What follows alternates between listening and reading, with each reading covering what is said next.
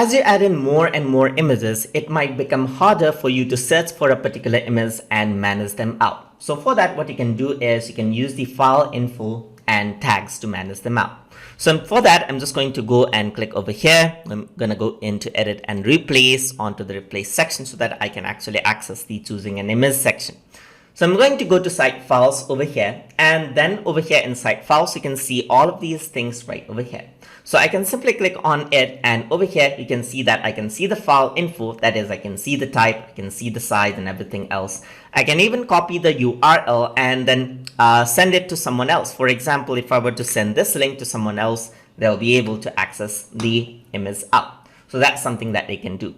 The other option that you may want to work with is tags, as you can see. So these are the tags which are already there. So let's say I want this specific image, and over here I can add in a tag that I remember. For example, I'm just going to type into the tube and press enter, apply. So what happens is that that tag has been added in. So if I were to go over here and I missed that image out for some reason, I can just go over here and type in tube, and that image will appear over here in the search result. So you can see right over here that this was the image that I added in the tag in. So I can simply click on this and apply it out. So tagging images will actually help you. So you can have, like, let's say for example, some words that you remember. So what you can do is you can apply the tagging in, and then it'll make it much more easier for you to search and manage image out later on.